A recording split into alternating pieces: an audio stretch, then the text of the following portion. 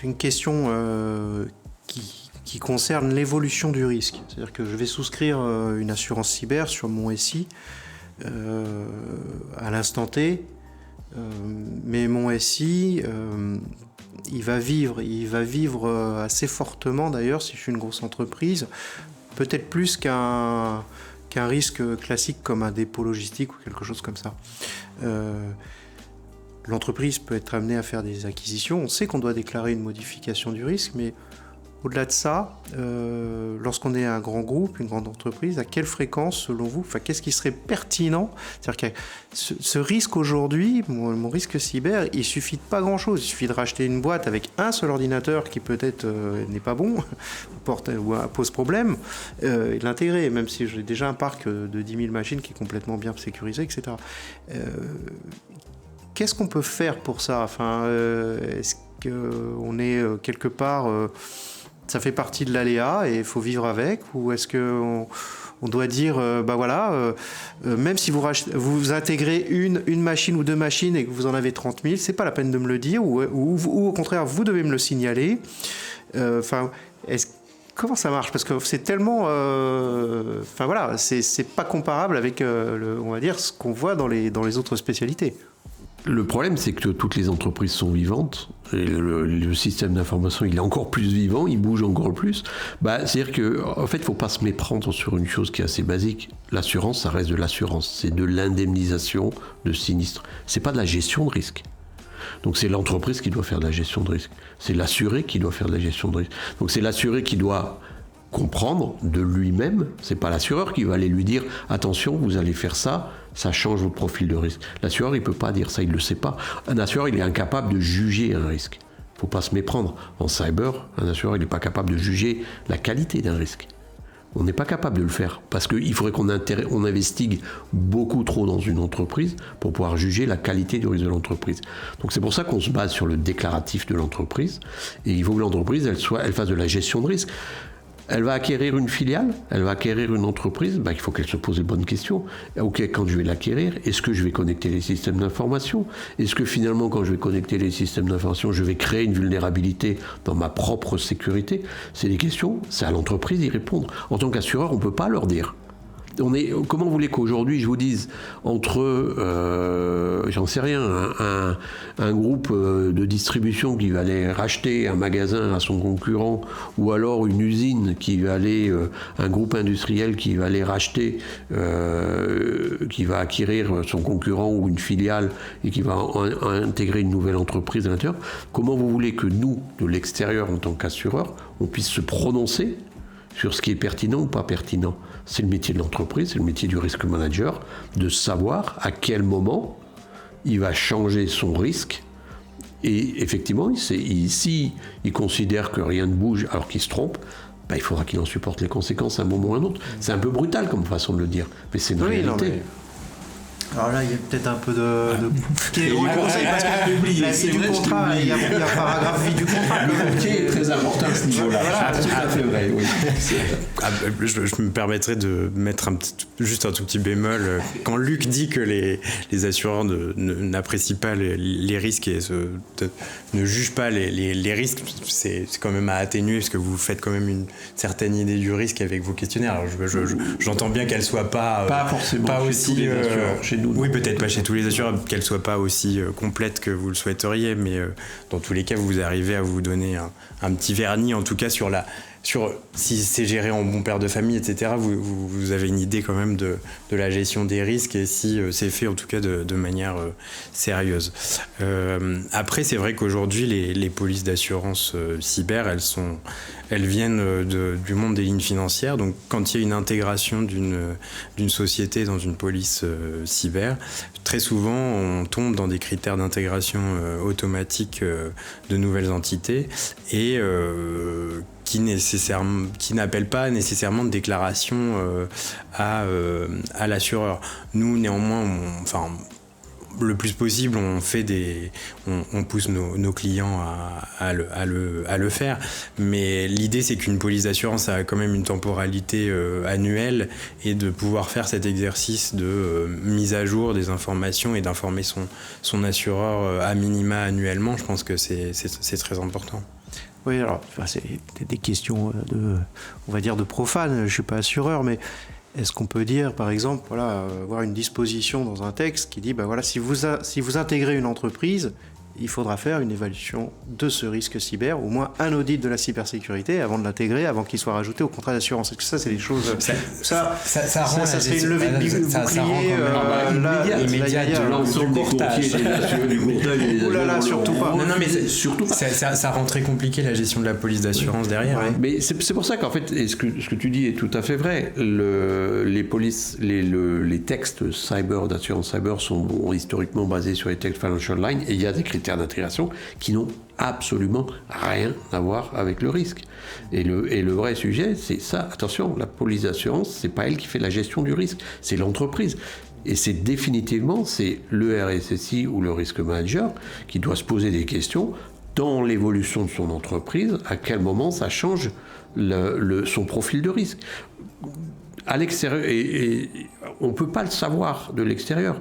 Vous prenez une entreprise, que vous intégrez une entreprise, il y a un grand groupe aujourd'hui industriel qui a fusionné avec un autre groupe il y a un mois ou un mois et demi, je ne sais plus.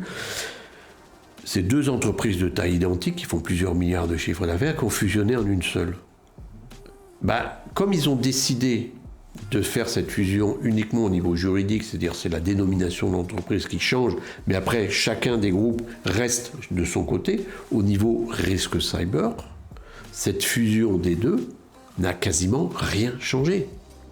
Alors qu'un autre grand groupe qui fait la même taille, qui va aller racheter une entreprise où il y a 4 collaborateurs et 4 PC, mais qui n'a aucune protection par rapport à Internet et qui la connecte directement à son réseau sans se poser la moindre question, ils ouvrent une porte béante à des contaminations et à des attaques contre son réseau.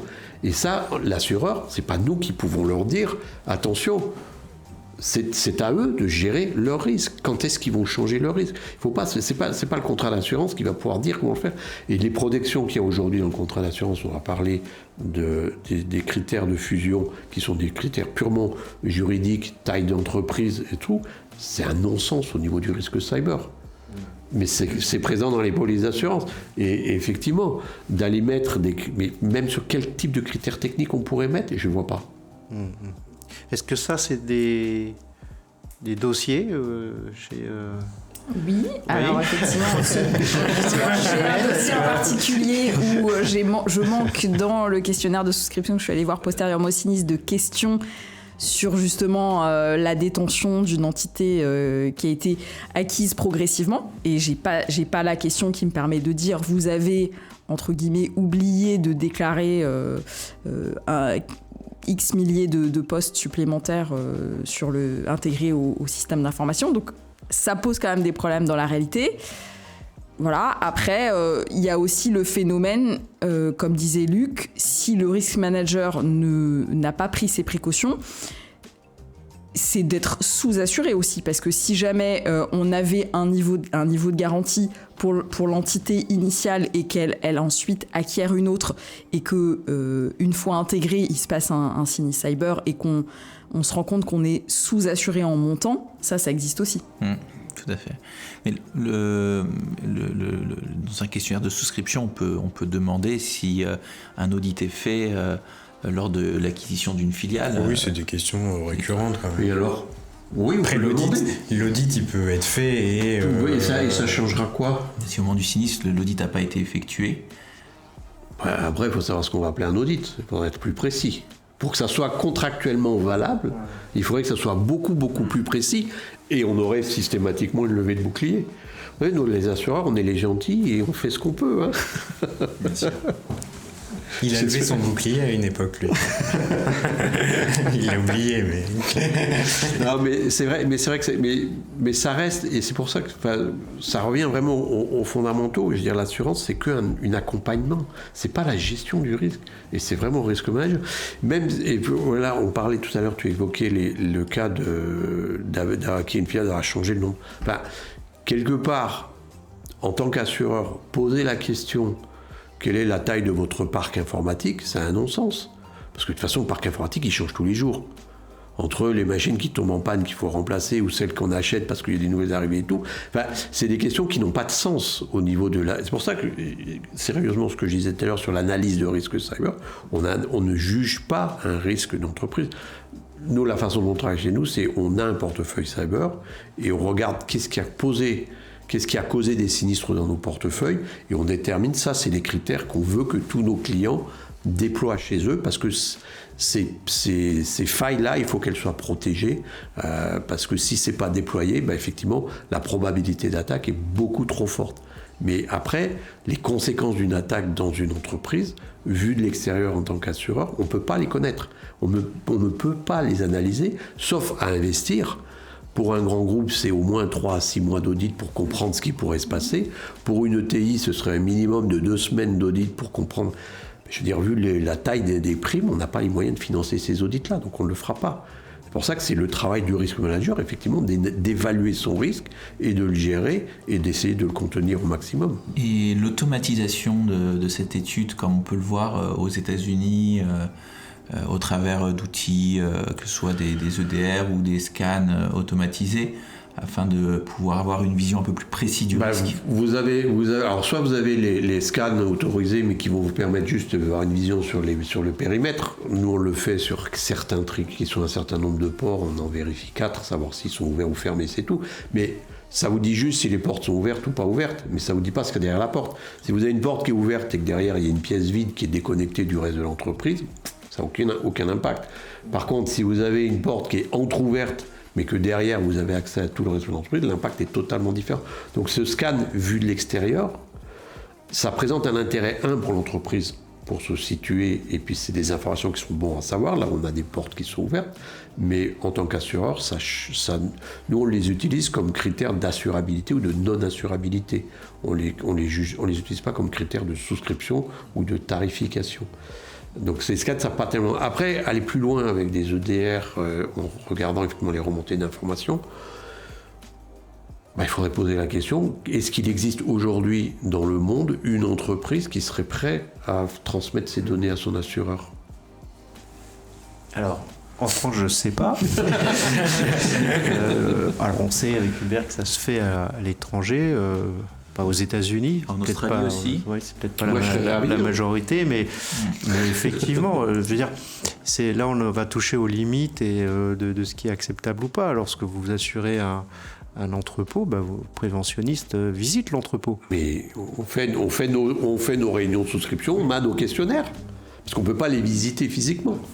Mais on pose nos questions. Mais justement, c'est là le problème, on pose trop de questions. Non. C'était un problème. Des questions qui ne servent à rien après, c'est ça. Belle conclusion.